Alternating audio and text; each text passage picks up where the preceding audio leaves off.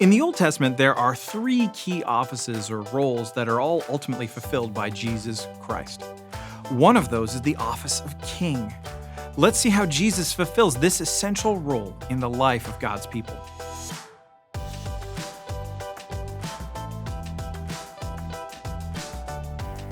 Christ's fulfillment of the role of king is found in two different forms. The first focuses on the nation of Israel itself. So when God brought the people into the promised land, they had no human king because God was their king. But they rejected him and demanded a human king like the other nations had. So God gave them what they wanted. He gave them a king that was after their own hearts, a man named Saul. But Saul wasn't a particularly great king, and he sinned and disobeyed God, and so God gave them a king after his own heart, and that was David. David and his family became connected to all of God's promises to his people.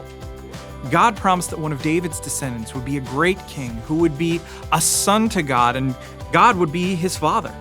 And this son would rule a kingdom that would never end.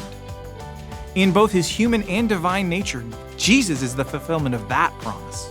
He was born into David's family, and as the Messiah, Jesus was called the Son of David.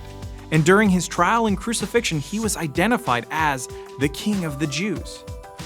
Now, the other sense of Christ's fulfillment of this role has more of a cosmic view. And so God has always been king over his creation, whether in heaven or on earth. And yet some of his creatures in both realms have rebelled against him, leaving destruction in their wake.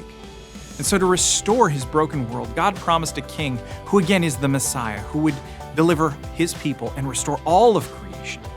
Jesus is that promised king. He is the one who delivered his people, and he is the one who will restore all of creation when he returns.